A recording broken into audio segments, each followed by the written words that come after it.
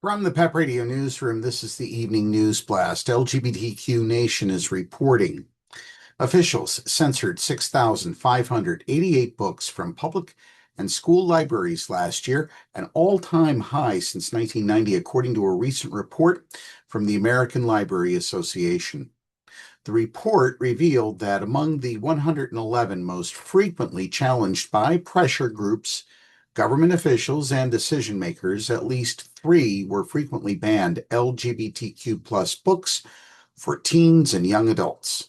Censors have claimed that these books include explicit, age-inappropriate content, but these particular titles, reveal complicated social and emotional dynamics that are both real and challenging. Rather than hiding them from developing readers, we recommend the following banned LGBTQ plus books for teens and young adults to expand their concept of personal identity and their views of themselves and the world around them. This is part 2 of the story from this morning. Here are the other 5 books we didn't mention this morning. Genderqueer, a memoir by Maya Kobabe. Kobabe's deeply honest graphic novel covers their experience of discovering and accepting that they are both non-binary and asexual, and their journey toward a less gendered world where they feel freer from social gender expectations and more confident in expressing their unique identity. The book is one of the 4 most frequently banned LGBTQ plus books for teens and young adults, banned in 30 districts nationwide, according to PEN America. Book 2, Last Night at the Telegraph Club by Malinda Lo from 2021.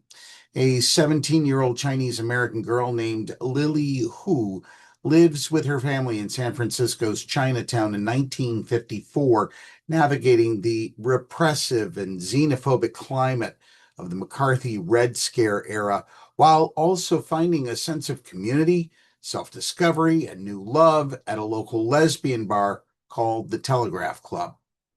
Lowe's books have been banned, challenged, or restricted in 44 cases in 40 communities across 16 states. Her most targeted book is Last Night at the Telegraph Club, with the anti-LGBTQ plus group Moms for Liberty putting it on their list of books to ban in May 2022. The Color Purple by Alice Walker from 1982. In this Pulitzer Prize-winning epistolary novel, the bisexual protagonist, Celie, a poor Black woman living in rural Georgia in the early 1900s, develops a sapphic romance with a confident Black jazz singer named Shug Avery. The book is about women breaking free from oppression and finding their own paths to self-determination. The American Library Association has placed it on its list of the top 100 most frequently banned and challenged books since the early 1990s. The Perks of Being a Wallflower by Stephen Chbosky from 1999. This complex and introspective semi-autobiographical novel follows an introverted and mentally ill 15-year-old boy named Charlie as he navigates romance and interpersonal relationships with closeted and abused classmates during his freshman year of high school in a Pittsburgh suburb. Though the book received a 2012 film adaptation, it has been banned for its LGBTQ plus content and matter-of-fact depictions of rape and drug use. This book is Gay by Juno Dawson from 2014. The updated and revised version of Juno Dawson's book isn't just an explainer for gay, lesbian, cisgender people and their allies that offers a starting place for questions about sex, culture, and politics. It also offers and looks at transgender identity with practical advice on connecting with others, flirting, dating, stereotypes, and other topics. Dawson ultimately encourages readers to focus on being true to themselves and not to stick too closely to any labels that feel wrong.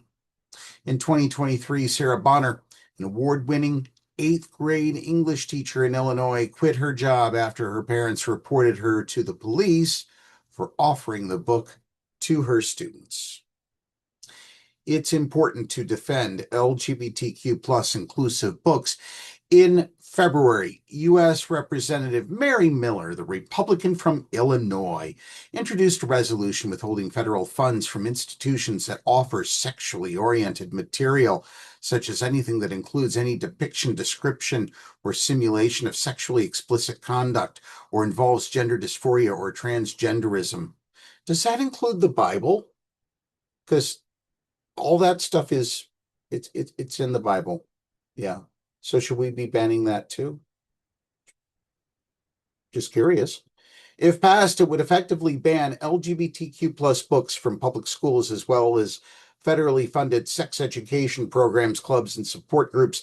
This targeted censorship amounts to a harmful assault on historically marginalized and underrepresented populations, a dangerous effort to erase their stories, achievements, and history from schools, said Sabrina Baita, senior manager of PEN America's Freedom to Read program.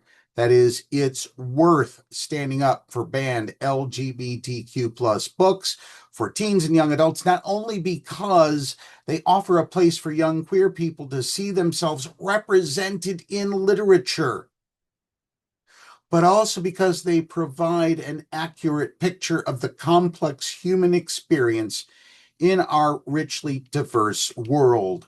Trump can wipe out DEI programs all across the country, but that does not fight or dispute the fact that diversity is part of the human equation. We need to make inclusion and equity part of the human equation as well. That's News Blast for this hour. PEP Radio is available on the Live 365 app, the PEP Radio page at paequality.com, fmstream.org, Radio Line, Streama, Roku, and Alexa. Up next, we have the Meadville area weather forecast here on PEP Radio.